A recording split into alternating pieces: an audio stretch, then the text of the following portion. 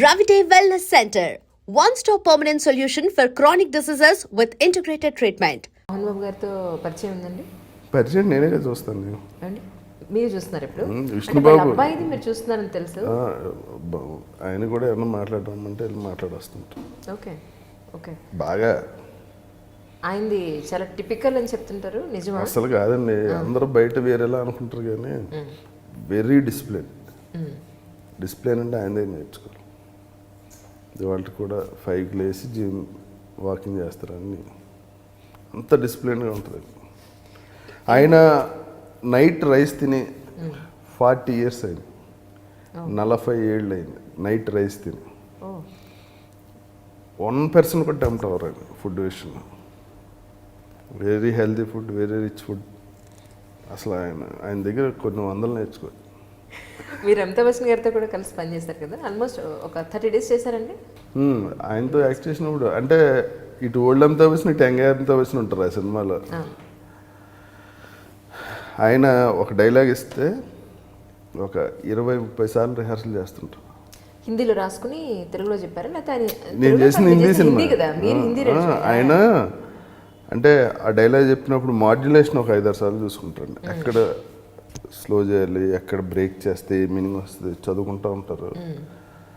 తర్వాత వాళ్ళు camera lighting చేసినప్పుడు పొజిషన్ అడిగి నడుచుకుంటూ వస్తే ఎక్కడ హ్యాండ్ మూమెంట్ ఏడేలా చెప్పాలి.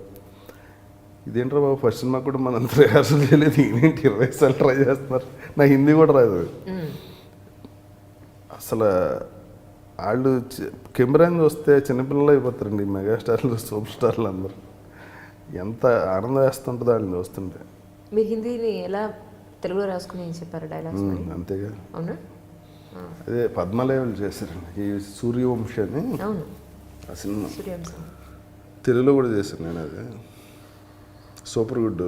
నాకు ఇంటర్వ్యూ చేసింది వాళ్ళు తమిళ్లో. ఓకే. అవన్నీ ఇప్పుడు తెలుసుకుంటే మనకు కూడా వయసు అయిపోయింది, ఫ్లాష్ బ్యాక్లు చెప్పుకోవడం తప్ప ప్రజెంట్ చెప్పుకోవడానికి. ప్రెజెంట్ కూడా చేస్తున్నారు కదా మూవీలో. అంటే మీరు అన్ని ఫ్లాష్ బ్యాక్లు కదా అడుగుతున్నారు. నేను ముందే అడిగాను ఇప్పుడు ఏం చేస్తున్నారు మూవీస్ ప్రెజెంట్ అని. అవి అయిపోయిన తర్వాత వెనక్కి వెళ్ళాం మనం. రిటైర్డ్ అయిపోయిన వాళ్ళు ఇంటర్వ్యూ. సరే అడగ. సరే ప్రెజెంట్ చెప్పండి, ప్రెజెంట్ ఏం చేస్తున్నారు? ప్రజెంట్ చేయడానికి ఏం లేదు, మరి అన్నీ మీ ఇష్టమేనా? ఎగ్జైటింగ్ ఏం లేదు అందుకని. సరే మిమ్మల్ని ఎక్సైట్ చేసేవేంటి చెప్పండి. అలా అయితే ఏం లేవు.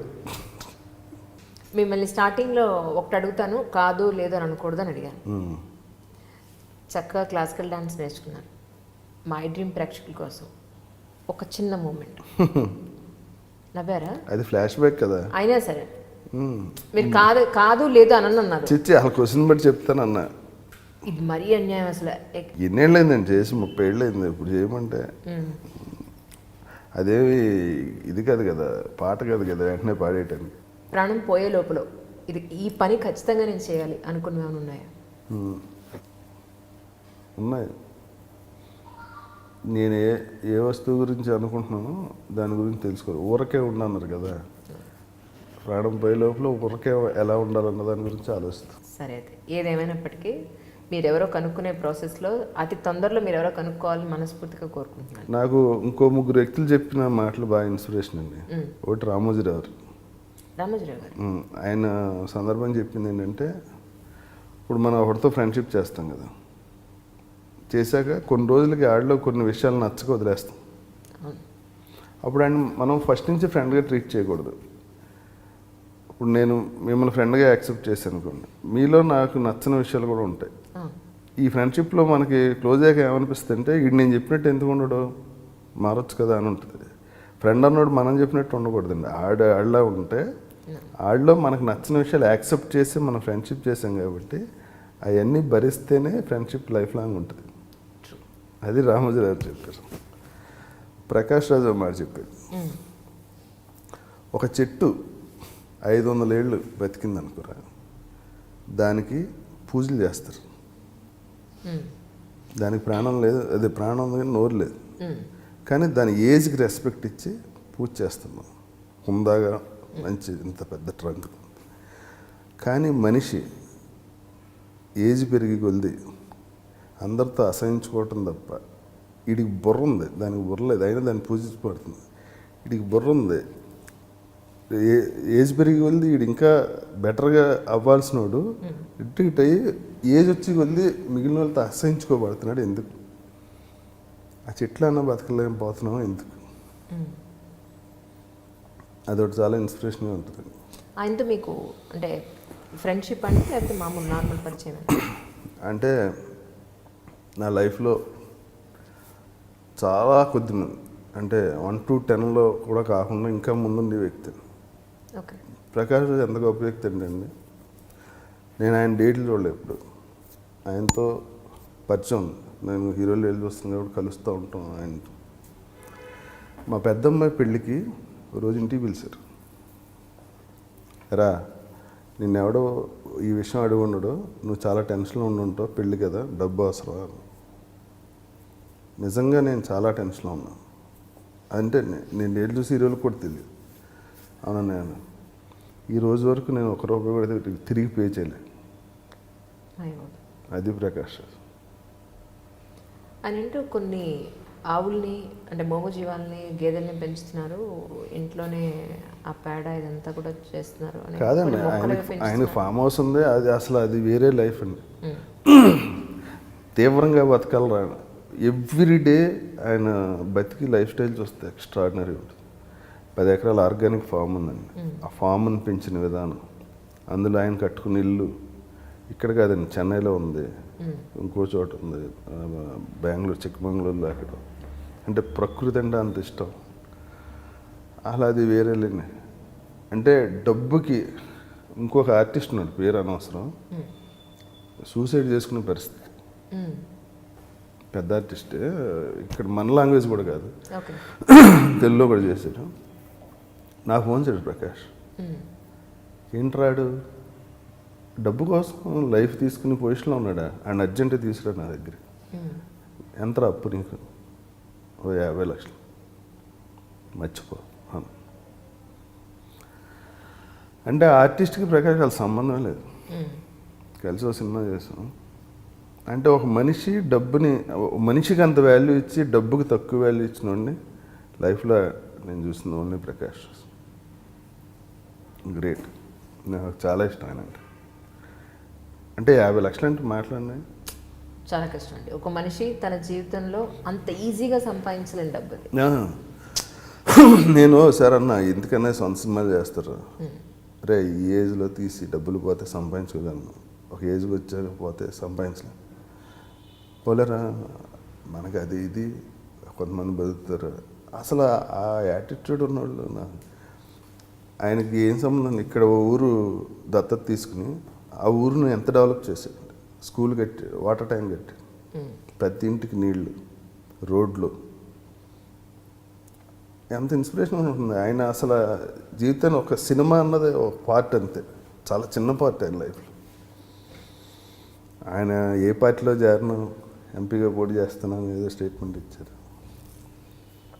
అంటే సమాజం కోసం ఏదో చేయాలని చాలా తీవ్రంగా ఉంటాడు ఆయన. అలా బతకలేండి, ఊరికి వాళ్ళ గురించి చెప్పుకోగలం, కానీ ఇట్స్ నాట్ ఏ జోక్. అంటే ఒక మనిషి వాల్యూ ఇచ్చి అంత అమౌంట్ అంటే అసలు. అంటే మీ లైఫ్లో ఇలాంటి వ్యక్తులు ఇంకెవరు ఉన్నారండి? ఉన్నారండి, నాకు అలాగే బెల్లంకొండ సురేష్ గారు కూడా హెల్ప్ చేశారు, నల్మల బుద్ధి చేశారు. అంటే నా బాధ ఏంటంటే వీళ్ళు ముగ్గురికి నా లైఫ్కి సంబంధం లేదు. అంటే మనిషి ఎపీరియన్స్కి వాళ్ళు చేసే పనులకి చాలా తేడా ఉంటుంది. అది అందరూ తెలుసుకుంటే బాగుంటుంది. మనం బాగున్నప్పుడు చుట్టూ 10 మంది ఉంటాం కదండి. మనకు అవసరం వచ్చినప్పుడు ఎవడైతే మనల్ని ఆదుకున్నాడో లైఫ్ లాంగ్ వాళ్ళు మర్చిపోకూడదని నాకు. ఇప్పుడు రమణ మహర్షి ఇదంతా ఓకే. ఈ ఫిజికల్ దీంట్లో ఆ ట్రావెలింగ్లో చాలా విచిత్రాలు జరుగుతుంటాయి. నేను చెప్పిన ఈ 3 పేర్లో వాళ్ళకి నేను ఏ రకంగానే ఉపయోగపడలేదు. నా వల్ల వాళ్ళకి రూపాయి ఉపయోగం లేదు ఎప్పుడు. కానీ నేను చాలా అవసరంలో ఉన్నప్పుడు వచ్చి ఆదుకున్నాను. అందుకనే ఓ మనిషిని చూసి చెప్పిన ఈయన ఎప్పుడు వాళ్ళ మీద ఒక దీనికి రాకూడదు. ఇక్కడ ప్రతి వాళ్ళు చేసేది అదే. ఆడు ఎదవంటే ఈడు ఆయన ఎదవలా చూస్తాడు, వీడికి ఏం చేయకపోయినా. ఒకే వ్యక్తి రకరకాలుగా ఉండొచ్చండి. ఇప్పుడు నేను మీకు ఎగ్నెస్ట్గా ఉండొచ్చు, మీ విషయంలో ఏదో నచ్చుకుని నేను మీకు వేరేలా బిహేవ్ చేయొచ్చు. ఇంకొకరిని చాలా ప్రేమగా చూడొచ్చు అవసరం. మీరు చెప్పిన ఒపీనియన్ బట్టి వాళ్ళు నా మీద ఒపీనియన్ మార్చుకోకూడదు. నన్ను రే నిన్న ఆడు పలానాడు ఇలా అన్నాడు, నీ దగ్గర అన్నాడు కదా, నా దగ్గర అన్నాడు కదా, ఎగ్జాక్ట్లీ మొహమ్మద్ చెప్పేవాడే కదా. కానీ ఆడు నాకు బాగా ఇష్టం, ఆడు నా గురించి బ్యాడ్గా మాట్లాడి నాకేం ప్రాబ్లం లేదు. రామోజీ గారి సూత్రం కదా. ఆడికి మరి మన వల్ల ఏదైనా అయ్యి ఉంటుందో ఆడు అలా మాట్లాడుతాడు, తప్పే లేదు అసలు. రవితేజ గురించి అడిగినప్పుడు తప్పంతా నాదే, 100% నాదే. ఆయన ఎంతో బాధ పెట్టుంటాను, ఎందుకంటే అంత క్లోజ్గా ఉన్న ఇడిపోవడం అంటే తెలియదు, ప్రాసెస్లో ఏం జరుగుతుందో తెలియదండి. చిన్న ఇంత చాలు అది ఎంత అవటానికి. ఐస్ చూసారా, ఇంత గడ్డగట్టి రోల్ చేస్తే ఇంత కొండ అవుద్ది తాటికి. అందుకని అస్సలు మిస్టేక్ మందే ఉంటుందండి, ఎప్పుడు అతరుడిది ఉండదు. తప్పు నాది అని అనుకుంటే రియలైజేషన్ వచ్చినట్టే అని నేను అన్నాను. రియలైజేషన్ ఏం లేవు, తప్పు నాది రియలైజేషన్ ఏం లేదండి. సారీ చెప్పడానికి రెడీ ఎనీ టైం. అదేం పెద్ద అతరుని బాధ పెట్టిన సారీ చెప్పడానికి 2 నిమిషాలు. ఈగో వల్ల వస్తుంది ప్రాబ్లం అంతా. నేను కానీ ఒకరు కూర్చున్నప్పుడు అనిపిస్తుందా నిజంగా ఒకనొకప్పుడు అంత క్లోజ్గా ఉండేవాళ్ళం, వాళ్ళతోటి అలా ఏం ఆలోచించను. ఈ రోజు ఏం ఆలోచన, ఎందుకంటే గ్యాప్ రావడానికి కారణం ఇదే కదా, ఒకసారి వెళ్ళి మాట్లాడదాం అని అనిపించలేదా మీకు? అందరితో బాగానే మాడతా. ఎందుకంటే అండి ఇప్పుడు ఈ ఓ సినిమాలో మా ఇద్దరం కలిసి యాక్ట్ చేసాం. ఆ సినిమా 50 రోజులు షూటింగ్ జరిగితే 50 రోజులు కలిసి ఉంటాం. ఆ తర్వాత మీరు షూటింగ్ వెళ్తా, నేను షూటింగ్ వెళ్తా. ఇప్పుడు 50 రోజులు మనం ఏం చేసామని ఆలోచనతో కూర్చుంటారా ఏంటి మీరు? ఆ సినిమాలో అక్కడ బిజీ, ఆ డైరెక్టర్ ఆ గోల్లో మీరు ఉంటారు, నా బిజీలో నేను ఉంటాను. ఎప్పుడన్నా ఇలా స్క్రోల్ చేసినప్పుడు పెరిగినా ఏంటంటే ఏం చేస్తున్నారు, బాగానే ఉన్నాను, అంతే ఉంటుంది. అంతేగాని ఇవన్నీ గుర్తుపెట్టేసుకుని అలా ఆహా రోజుల్లో నేను అవన్నీ పని బాట లేక ప్రాసెస్లో. ఇప్పుడు లవ్ మ్యారేజ్ చేసుకుని విడిపోయిన వాళ్ళు ఇంతమంది తెలుసు నాకు. లవ్ చేసుకున్నప్పుడు ఏమన్నా పెళ్ళాక ఎందుకు పోయిందంట, అంతే చేంజెస్ జరుగుతూ ఉంటాయి.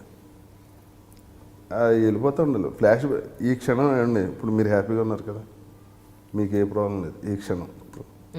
కానీ మీరు ఖాళీగా ఉండి ఏం చేస్తారంటే, మీకు సంతోషకరమైన సంఘటనలు జరిగింది కదా, వాటి గురించి ఎప్పుడు ఆలోచించరు మీరు. అవును, ఏదైతే మిమ్మల్ని బాధ పెట్టిందో వాడు ఆ రోజు నాలో అన్నాడా అని కూర్చుని ఏడవటం తప్ప ఎందుకంటారు, అది ఏమైనా ఉపయోగం ఉంది దానివల్ల?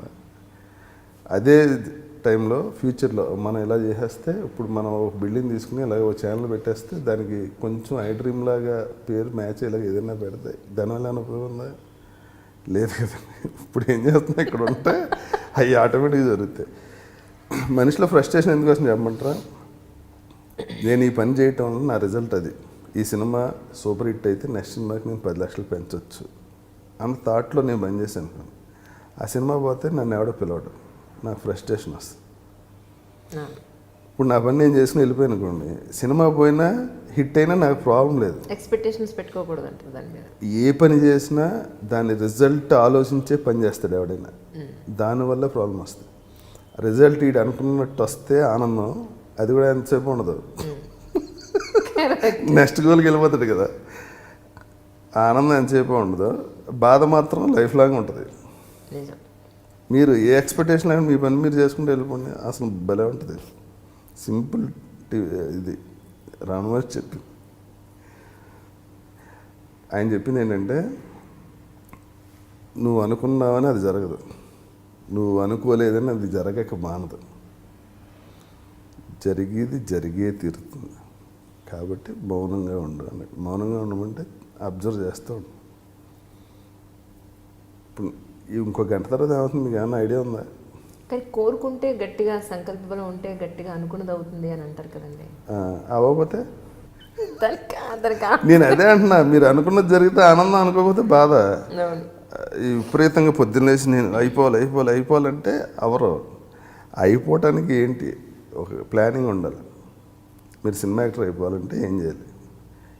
ఈ డైరెక్టర్స్కి ఈడైతే మోడర్న్ డ్రెస్ వేయమంటాడు, మనం వేయం. ఈయనైతే చీర తప్పు కట్టాడు కాబట్టి ఈయన టచ్లో ఉంటాయి, ఈ కథలో ఏమన్నా క్యారెక్టర్లు ఉంటాయి అని ప్లాన్ చేసుకుంటే అవుతారు. కానీ నేను ఎట్టి బస్సులో పెద్ద ఆర్టిస్ట్ అయిపోవాలి అని ఇంట్లో కూర్చుంటే ఎలా అవుతారు? నా సంకల్పం చాలా స్ట్రాంగ్గా ఉందండి, నన్ను ఎవడో ఫోన్ చేయట్లేదండి, ఎందుకు చేస్తారు? కరెక్ట్. సో చేయాల్సిన పని కాదండి, ఇక్కడి నుంచి మీరు ఫిలింనగర్ వెళ్ళాలి అంటే ఏం చేయాలి? సైకిల్ మీద నడుస్తూ కార్లోనే ఫిలింనగర్ వెళ్ళాలి. ఇటు పంజాగుట్టి వెళ్ళి కారు ఎక్కారనుకోండి, ఇటు ఎప్పటికి వెళ్తారు? రీచ్ అవ్వలేం కదా అనుకునే అందుకని సంకల్ప బలాలు ఏం లేవు, only planning, little bit luck, highly talented, అంతే. సూపర్ అండి. నిజంగా నాకు మాత్రం ఒక ఇంటలెక్చువల్తో ఎంటర్టైన్ చేసి అందలేదండి, నిజంగా నిజంగా చాలా చాలా మంచి విషయాలు డిస్కస్ దానికి రకరకాల పేర్లు పెట్టేస్తారు, అదే ప్రాబ్లమ్. సరే, ఏ పేరు లేదు. ఇదండి రాజా రవీంద్ర గారితో ఉరఫ్ రమేష్ గారితో బోల్డ్ అని విశేషాలు. సరేనా? అయ్యా, thank you very much. Thank you so much.